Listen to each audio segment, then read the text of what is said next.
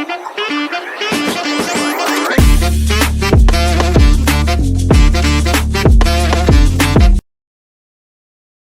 saya ulang sedikit. Jadi PMK nomor 221 tahun 2021 ini terbit tanggal 30 Desember tahun 2021 dan berlaku mulai tanggal 1 Maret 2022 ya. PMK ini sendiri diterbitkan sebagai tindak lanjut gitu ya atas perbaruinya peraturan tentang disiplin pegawai negeri sipil, yaitu PP nomor 94 tahun 2021. Dalam materi ini ada beberapa outline yang akan disampaikan. Yang pertama, statistik pelanggaran disiplin, namun sepertinya di file ini tidak muncul, mungkin ada yang ini gitu, ada yang kepotong gitu. Terus yang nomor 2, prinsip pengaturan jam kerja. Yang ketiga, perbandingan jam kerja di berbagai kementerian atau lembaga. Yang keempat, pengaturan hari dan jam kerja dalam PMK 221, PMK 01 2021. Kemudian yang kelima, tentang perubahan ketentuan jam kerja itu sendiri, yaitu kebijakan jam kerja dan media presensi, pelanggaran hari dan jam kerja, apa yang merupakan pelanggaran dan apa yang bukan termasuk pelanggaran hari dan jam kerja, kemudian afirmasi pegawai UK3 TSP, dan lain sebagainya. Mungkin saya langsung ke prinsip pengaturan jam kerja. Jadi dalam PMK ini jam kerja Kemenkeu itu tidak dikurangi gitu ya, tidak berubah, tidak dikurangi, tetap dari jam 7.30 sampai dengan jam 17 gitu ya, yang merupakan core hour gitu, jam inti gitu, dengan memperhatikan work life integration serta mengedepankan integritas, produktivitas, dan output atau kinerja. Kemudian definisi dari work life integration itu sendiri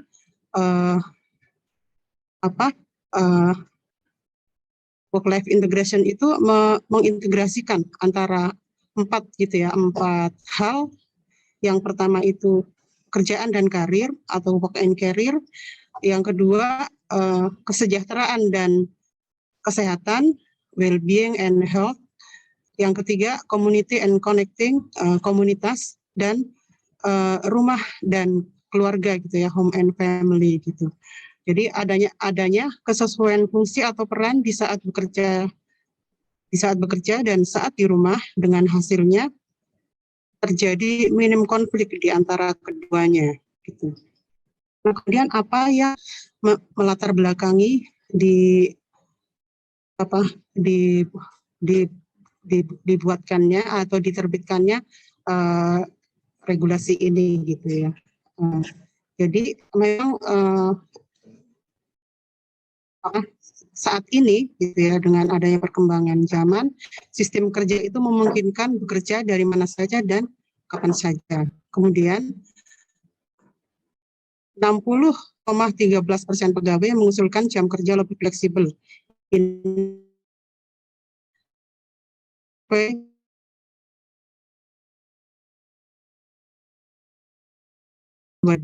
Kemudian ini adalah laporan observasi atau survei ke kantor sulit perhubungan November 2019. Kemudian 97% pegawai Itjen merasa kesulitan mendampingi anak sambil bekerja di rumah. Ini adalah survei kepada pegawai Itjen juga pada bulan Desember 2020. Jadi ini beberapa latar belakang. Kemudian apa tujuannya gitu ya?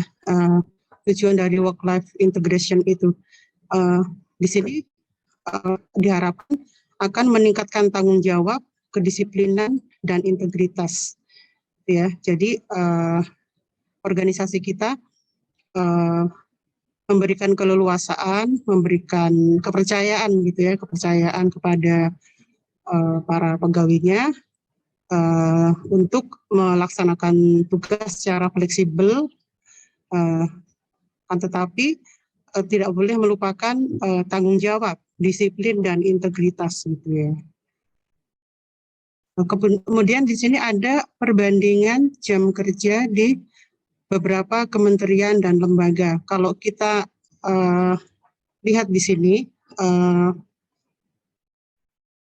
sebenarnya hampir sama, hanya di Kementerian Keuangan itu untuk jam kerja, jumlah jam kerjanya dan jam kerjanya itu paling lama ya dibandingkan dengan kementerian atau institusi yang lain. Kemudian jumlah jam kerjanya pun juga paling banyak di antara kementerian dan lembaga yang lain atau institusi lain di luar Kementerian Keuangan gitu ya. Kalau di sini data dari Pemda DKI Jakarta begitu ya. Kemudian untuk flexi time-nya 30 menit sebelum dan setelah dari jam masuk. Ini aturan yang lama ya Bapak Ibu. Kemudian pengaturan hari dan jam kerja dalam PMK nomor 221, PMK 01 2021 itu sendiri, PMK ini sendiri terbagi dalam 27 pasal gitu ya. Jadi apabila dikelompokkan bisa dibagi dari pasal 2 ke pasal 8 ini mengatur tentang hari dan jam kerja. Pasal 9 sampai 12 mengenai data hadir, pasal 13 sampai 21 mengenai kedisiplinan hari kerja dan jam kerja, kemudian pasal 22 kedisiplinan terkait kewajiban dan larangan. Pasal 23 sampai 24 ini ketentuan peralihan, dan pasal 25 sampai 27 ketentuan penutup. Ini mungkin nanti bisa dibaca sendiri yang tabel ini. Kemudian ke perubahan ketentuan mengenai jam kerja gitu ya. Jadi yang berubah gitu ya dalam PMK ini, yang pertama mengenai flexi time. Flexi time itu kalau di peraturan yang lama 30 menit, di peraturan di PMK 221 ini menjadi 90 menit di awal dan di akhir gitu ya. Ada jam inti itu dari jam 9 sampai 15.30 dan tidak mengurangi jam kerja. Kemudian yang kedua, media presensi. Media presensi saat ini dari awalnya itu biometrik yang menggunakan, kalau di kita menggunakan sidik jari ya dulu ya Bapak Ibu, sekarang menjadi berubah dalam aplikasi yang terintegrasi, yaitu di OA gitu ya, di OA dan ditambah lagi di EDCPP sendiri kita bisa melakukan pengisian daftar hadir melalui aplikasi EDCPP. Kemudian yang ketiga, ada kategori pelanggaran dan bukan pelanggaran jam kerja gitu ya. Pegawai sekedar absen namun tidak melaksanakan tugas dapat dikenakan sanksi. Kemudian ada kebijakan afirmasi untuk pegawai sulit berhubungan. Jadi untuk pegawai-pegawai UK 3 TSP ini ada afirmasi ya, ada tambahan cuti karena alasan penting yang tidak dipotong selama 2 hari. Untuk pegawai yang di luar UK 3 TSP ini kan kita hanya 5 hari.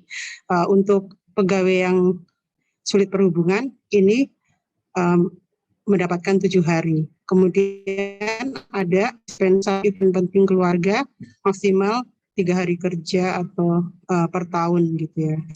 Dispensasi event penting keluarga ini misalnya kayak seperti wisuda anak gitu ya, atau di pernikahan keluarga inti gitu. Terus yang keempat, ketentuan lainnya dalam hal terdapat kebutuhan organisasi, unit CTM dapat mengatur lebih lanjut. Kemudian PMK 211 tahun 2014 tentang jam kerja dan PMK 214 tahun 2011 tentang disiplin kaitannya dengan pemotongan TKPKN dicabut dan dinyatakan tidak berlaku. Dan pemotongan tunjangan akibat hubdis yang semula diatur dalam PMK 214 tahun 2011 selanjutnya diatur di KMK 5 tahun 2022 mengenai Juklak PP 94 2021 tentang PNS. Lanjut ke fleksibilitas jam kerja. Jam kerja reguler, jumlah jam kerja reguler yaitu 42 jam 45 menit per minggu atau sesuai dengan peraturan undang-undangan.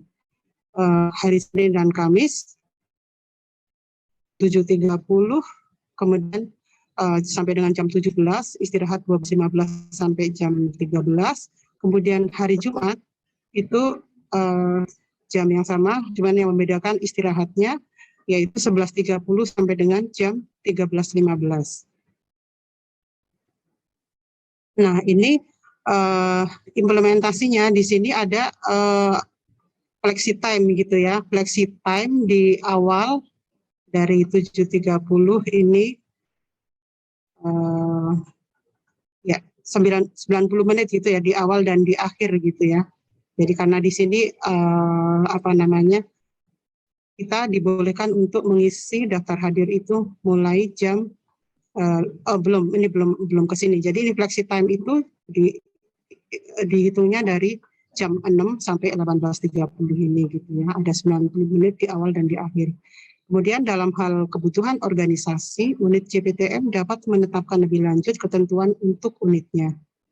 Jam kerja bulan Ramadan tetap sama 5 hari kerja per minggu Senin sampai Jumat, akan disampaikan melalui surat edaran Sesjen atas nama Menteri Keuangan dengan memperhatikan penetapan hari dan jam kerja oleh Menpan RB, penentuan 1 Ramadan oleh Menteri Agama, dan perkembangan atau dinamika kebutuhan organisasi. Kemudian jam kerja unit tertentu ditetapkan bagi unit dengan karakteristik pekerjaan tertentu yang ditetapkan oleh Menteri Keuangan. Jumlahnya 42 jam 45 menit per minggu atau sesuai dengan peraturan perundang-undangan. Penetapan unit tertentu ini dan pelaksanaan jam kerjanya ditentukan dengan keputusan Menteri Keuangan. Nah, adanya fleksibilitas jam kerja ini tentunya kondisi yang diharapkan nantinya adalah integritas pegawai ini akan meningkat, ya. Jadi setelah presensi sebaiknya langsung bekerja begitu ya, dan fleksi itu seyogyanya diambil atau dilakukan ketika ada kebutuhan tertentu. Selain itu diharapkan work-life integration pegawai akan meningkat. Jadi peran sebagai orang tua, sebagai suami atau istri, gitu ya, tidak berkurang gitu ya, bisa melakukan perannya dengan baik. Kemudian mengenai ketentuan presensi, waktu pengisian paling cepat jam 5 pagi dan paling lambat jam 23.59. Mengacu kepada waktu setempat kantor penempatan ya, mengacunya kepada kantor penempatan. Kemudian aplikasi yang digunakan kita Kemenkeu dengan sistem clock in dan clock out. Untuk sistem yang swafoto diri dan geotaging ini kita tidak ada ya. Kemudian mekanisme lain diperkenankan jika ada kebutuhan organisasi. Contoh menggunakan radius untuk menjaga perlindungan pegawai. Kemudian daftar hadir dapat juga diisi secara manual apabila terdapat keadaan tertentu seperti aplikasi rusak, lokasi belum terjangkau, atau ada keadaan kahar.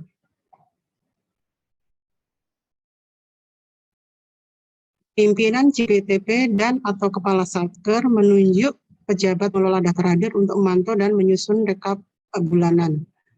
Pengisian rekap daftar hadir dilakukan secara elektronik melalui Kemenkeu. Kemudian yang tidak diwajibkan untuk mengisi presensi ini adalah para pegawai dengan tuan sebagai berikut: sedang melaksanakan dinas ke luar kota atau negeri, dinas dalam kota, tugas belajar, cuti, atau kondisi lain yang ditetapkan dalam surat edaran Sekjen atas nama Menkyu, atau ditentukan lain sesuai dengan kebijakan pimpinan. Tentunya pengecualian ini harus disertai dengan dokumen pendukung, misalnya surat tugas, atau surat keterangan cuti, dan lain-lain. Kemudian, pelanggaran hari dan jam kerja. Pelanggaran yang dikenakan konsekuensi pemotongan tunjangan. TL, PSB tidak mengisi terhadir dengan besaran potongan TL1 1%, TL2 1,25%, TL3 2,5%, PSB1 0,5%, PSB2 1%, PSB3 1,25%, PSB4 2,5% gitu. Dihitung dari jumlah waktu keterlambatan atau pulang sebelum waktunya. Tidak absen, masuk atau pulang ini akumulasinya 3 jam 45 menit. Tidak absen masuk dan pulang sama dengan 1 hari tidak masuk. Akumulasi 7 jam 30 menit sama dengan 1 hari tidak masuk. Kemudian ini dalam PP 94 tahun 2021, untuk 3 hari kerja tidak masuk dapat dijatuhi hukuman disiplin ringan. Kemudian pelanggaran, yang termasuk pelanggaran yang kedua, tidak melaksanakan tugas. Kriterianya, terdapat unsur kesengajaan untuk tidak melaksanakan tugas berdasarkan hasil penelitian atasan langsung atau pejabat yang ditunjuk. Tidak dapat menunjukkan hasil kerjanya atau output berdasarkan pengisian daftar hadir yang dilakukannya. Kemudian, bukan disebabkan oleh ketidakmampuannya atau faktor eksternal di luar kendali. Contoh, keterbatasan sarana atau prasarana dan kondisi kesehatan. Nah, di sini diharapkan adanya optimalisasi dari peran atasan langsungnya sebagai coach gitu ya.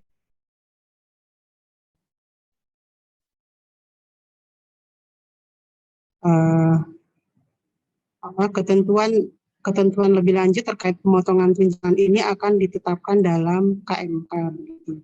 Kemudian yang termasuk dalam bukan pelanggaran hari dan jam kerja. Yang pertama, alasan yang sah, yang dibuktikan dengan surat izin atau pemberitahuan. Jadi bisa saja pegawai tidak mengisi daftar hadir, akan tetapi dia bisa memberikan alasan yang sah gitu ya, alasan yang sah, kemudian disetujui oleh atasan langsungnya, maka itu bukan termasuk pelanggaran gitu, bukan masuk pelanggaran hari dan jam kerja. Ini ada 2 kemungkinan.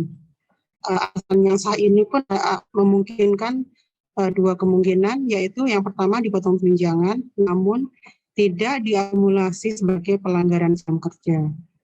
Jadi tetap dipotong, cuman dia tidak dihitung dalam akumulasi gitu, akumulasi pelanggaran jam kerja begitu. Kemudian yang kedua, tidak dipotong tunjangannya jika tanpa unsur kesengajaan dan ada output.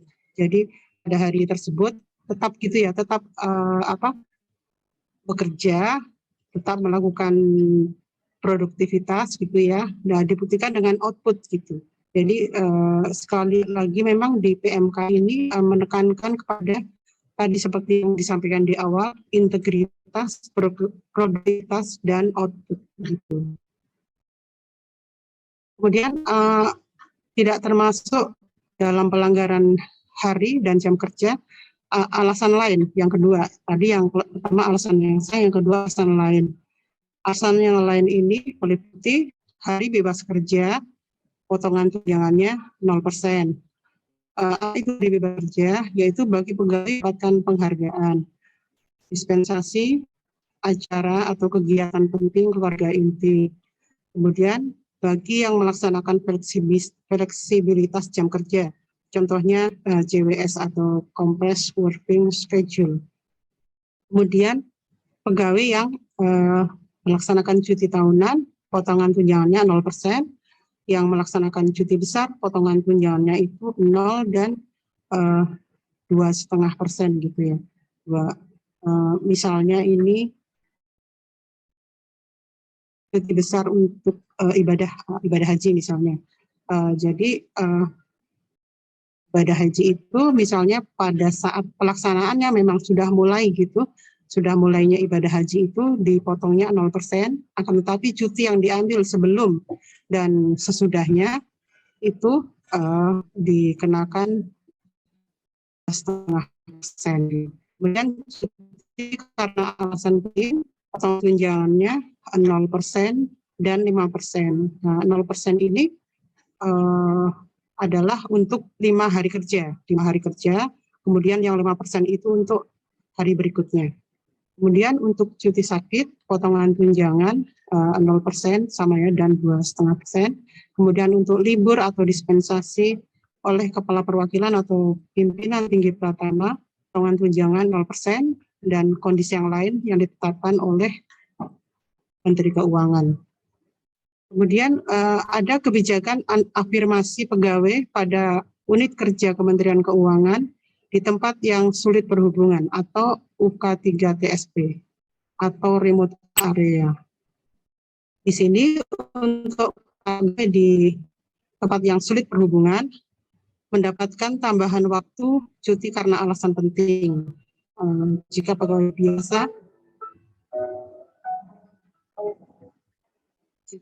biasa mendapatkan 5 hari kerja dengan pemotongan 0%, maka pegawai di UK3TSP 7 hari kerja dengan pemotongan 0%. Kemudian dispensasi menghadiri acara atau kegiatan penting keluarga inti, ini mendapatkan kuota 3 hari dalam 1 tahun atas persetujuan Kepala Kantor atau Satker. Untuk tadi yang cutinya itu sendiri, cuti bagi pegawai di tempat sulit berhubungan, cuti karena alasan pentingnya itu, yang tambahannya itu harus dilaksanakan di luar wilayah unit kerja yang bersangkutan gitu ya. Jadi bukan di kota, bukan di tempat di mana ditempatkan gitu, tapi ya harus di luar unit kerja yang bersangkutan. Kemudian pegawai yang mendapat dukungan di atas masih dimungkinkan untuk menerapkan work roster atau WFHB dengan catatan memenuhi ketentuan yang berlaku gitu ya. Misalnya sifat pekerjaannya itu memang dimungkinkan untuk dilaksanakan dari home base gitu ya, work from home base gitu. Ini kebijakan afirmasi untuk pegawai UK3TSP ini diharapkan akan meningkatkan minat atau retensi pegawai untuk siap mengabdi di berbagai wilayah.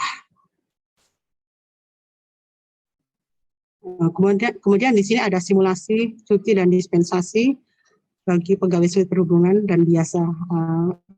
Di sini ini sih yang membedakan hanya ini aja tadi. Jadi untuk pegawai di tempat yang sulit berhubungan ada tambahan cuti tahunan. Cuti tahunan tambahan 12 hari kalender. Jadi bukan 12 hari kerja tapi 12 hari kalender gitu. Dengan pengaturan tertentu, cuti tahunan tambahan dapat dimaksimalkan menjadi 12 hari kalender. Kemudian kalau pegawai biasa ini hanya 12 hari kerja gitu ya. Jadi untuk CKAP-nya 7 hari, yang kita yang biasa 5 hari, dan ada tambahan 3 hari kerja untuk dispensasi event keluarga, sementara yang biasa tidak begitu. Kemudian ketentuan tambahan,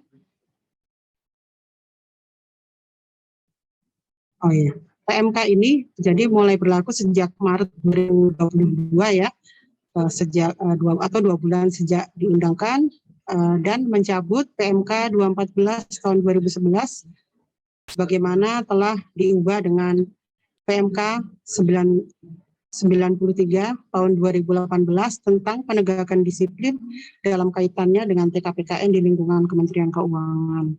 dan PMK 211 tahun 2014 bagaimana telah diubah dengan PMK 169 2016 tentang hari dan jam kerja di lingkungan Kementerian Keuangan.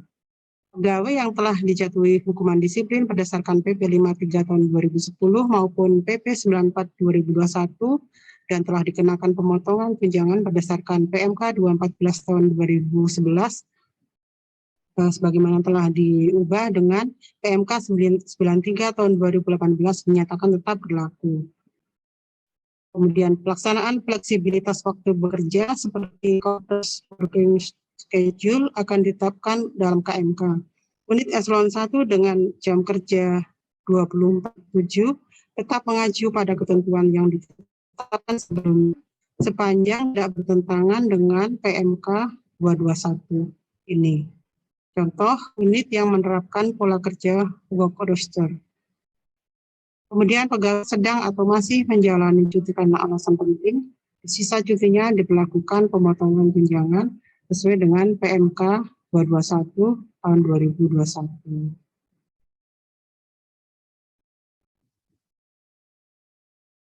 Konsep petunjuk pelaksanaan PMK 211 PMK 01 2021 mengenai hari dan jam kerja. Media presensi melalui model kehadiran WOA atau melalui aplikasi mobile e-Kemenq atau aplikasi lain yang terintegrasi. Kemudian prinsip penggunaan fleksi. Prinsipnya yaitu integritas atau kejujuran, produktivitas, dan kinerja. Atasan langsung mendukung work-life integration pegawai. Jam kerja reguler tetap yaitu 7.30 sampai jam 17. Adanya core atau collaborative hour itu jam 9 sampai 15.30. Apabila hendak melaksanakan fleksi lebih dari jam 8 atau kurang dari pukul 16.30, diusahakan untuk berkomunikasi atau berinfo pada atasan yang sesungguhnya. Kemudian meskipun fleksi, pegawai tetap dapat dihubungi selama jam kerja formal yaitu 7.30 sampai jam 17. Kemudian ini hari bebas kerja untuk menghadiri, ini dispensasi bagi UK3 TSP, yaitu hari bebas kerja untuk menghadiri acara atau kegiatan penting keluarga inti maksimal 3 hari kerja dalam 1 tahun. Antara lain, dalam rangka mengambil rapor anak, menghadiri wisuda keluarga inti, menghadiri pernikahan atau khitanan keluarga inti, kemudian acara atau upacara ritual keagamaan keluarga inti yang dilaksanakan di luar unit kerja pegawai yang bersangkutan. Demikian dengan diterbitkannya peraturan yang baru ini, diharapkan kita bisa meraih produktivitas yang tinggi dengan menerapkan jam kerja yang penuh integritas. Demikian yang bisa saya sampaikan, Bapak Ibu. Mungkin ada tambahan dari Pak Samsudin atau mungkin Pak Fauzi. Silakan. Terima kasih.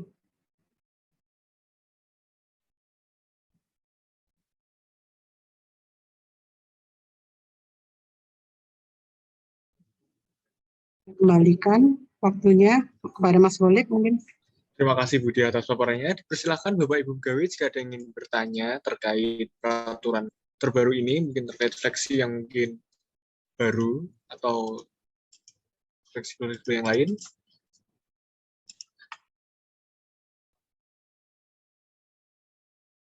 Mungkin ada tambahan lagi dari Pak Samsudin terkait peraturan ini, Pak. Oke, sudah cukup jelas disampaikan oleh Mbak Dia, Mas. Baik, terima kasih Pak. Persilakan Bapak Ibu jika ada yang ingin bertanya terkait atau berdiskusi terkait materi pada siang hari ini.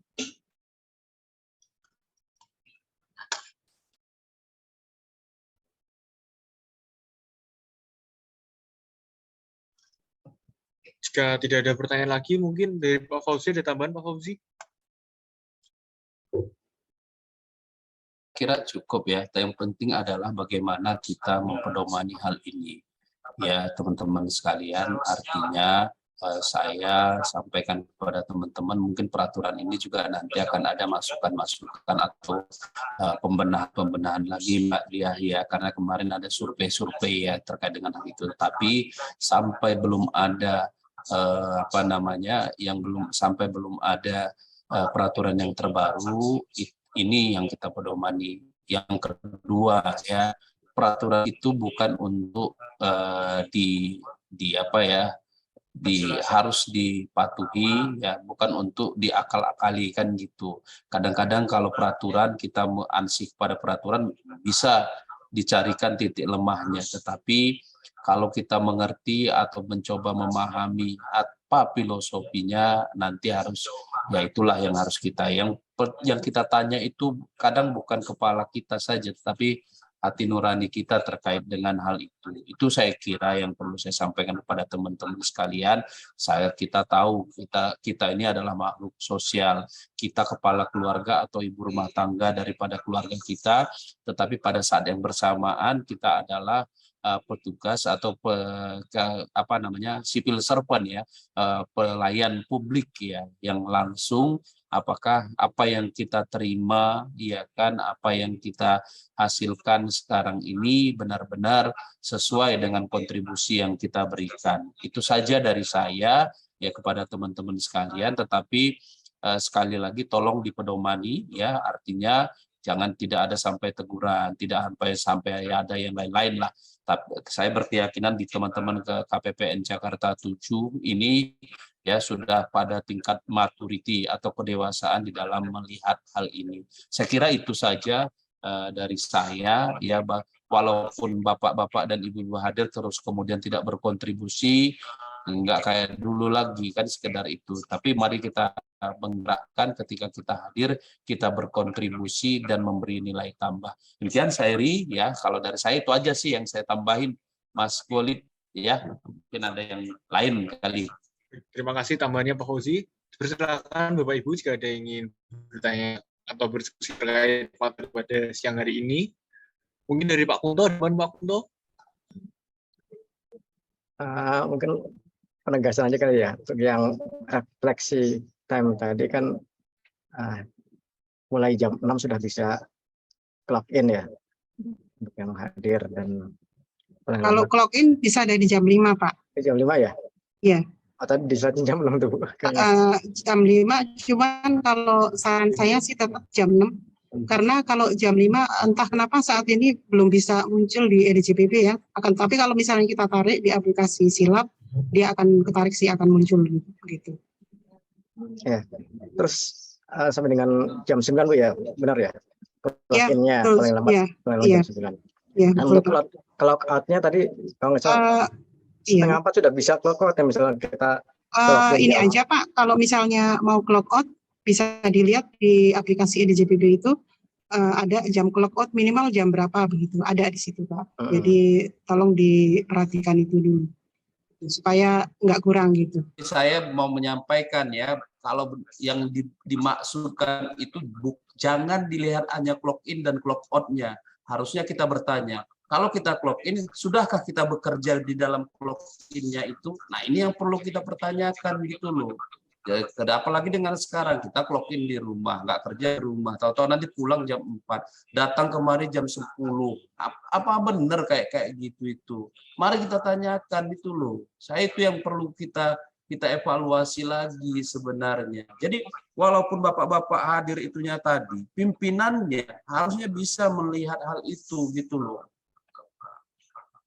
Ya, kalau teknikalnya terpenuhi semuanya kan gitu. Nah, ini yang banyak dikritik sekarang terkait dengan hal itu. Kita clock in pagi sekali, datang nanti jam berapa, tahu-tahu pulang jam berapa. Apakah benar kita bekerja hanya 3 jam satu hari seperti itu? Dengan katakanlah tunjangan kinerja kita yang sebesar itu dan TKT kita yang ada kita terima setiap tahun, monggo saya kira ya. Jadi makanya saya bilang tadi, ada kemarin yang pas pengajian ya, saya ada satu hal yang disampaikan itu ada yang hilang dari orang-orang sekarang itu adalah haya, rasa malu gitu loh. Ada nggak kita rasa malu dengan menerima syukur itu tidak menghasilkan apa-apa? Itu yang harus kita kembalikan kepada diri sendiri. Saya nggak akan sampai ke situ. Artinya secara administrasi mungkin itu terpenuhi, tetapi secara substansi atau filosofi terpenuhi nggak, kan gitu. Itu saya kira. Saya harapkan ya kepala-kepala seksinya juga memberikan pembinaan ya dengan memberikan contoh terkait dengan hal itu. Terima kasih.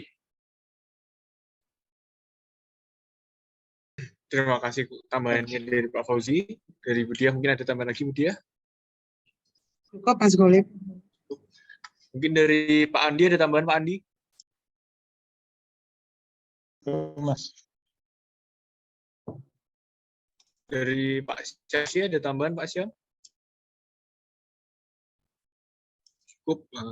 Karena sudah tidak ada tambahan lagi, kita akan mendengarkan closing statement dari Pak Fauzi. Kepada yang terhormat Bapak Fauzi, silakan. Ya, itu yang saya sampaikan tadi. Dalam aturan itu harus kita lihat mensreanya atau kemudian filosofinya, kan itu dia. Bahwa kemudian kalau hitam di atas putihnya, administrasinya ya boleh kita lihat. Tetapi saya berharap sekali lagi teman-teman di KPPN Jakarta 7 memahamilah esensinya, kan gitu. Saya nggak akan ini, tetapi yang paling penting adalah kedewasaan kita terkait dengan hal itu. Itu saya kira yang perlu saya sampaikan. Sekali lagi terima kasih Mbak Dia, terima kasih Pak Samsudin ya, yang menginisiasi acara ini. Ini sangat penting sekali. Kita mengetahui aturannya dan kita mengetahui nanti esensi daripada aturan itu sendiri. Itu yang perlu kami sampaikan ya, kenapa perlu kan sebenarnya lebih bagaimana agar semua itu bisa tertata dengan baik, tapi tidak sekedar sampai di situ. Kalau memang mau diakali, mau disikapi ya bisa semua. Ya, jadi saya kira itu yang perlu saya sampaikan. Terima kasih. Mohon maaf jika ada hal-hal yang kurang berkenan. Saya Iri. Assalamualaikum warahmatullahi wabarakatuh. Waalaikumsalam warahmatullahi wabarakatuh. Terima kasih Pak Fauzi atas closing statement-nya. Dipersilakan Bapak Ibu pegawai untuk menghidupkan kamera untuk dilakukan sesi dokumentasi. Untuk slide yang pertama, 1, 2, 3. Untuk slide yang kedua, 1, 2, 3. Terima kasih Bapak dan Ibu yang telah menghadiri acara pada siang hari ini, telah menyempatkan di sela-sela kesibukannya. Saya mohon maaf jika selama pelaksanaan ada kesalahan dari kami. Saya ucapkan lagi terima kasih. Semoga pekerjaan kita bila ibadah oleh Tuhan Yang Maha Esa. Kami pamit undur diri. Wassalamualaikum warahmatullahi wabarakatuh.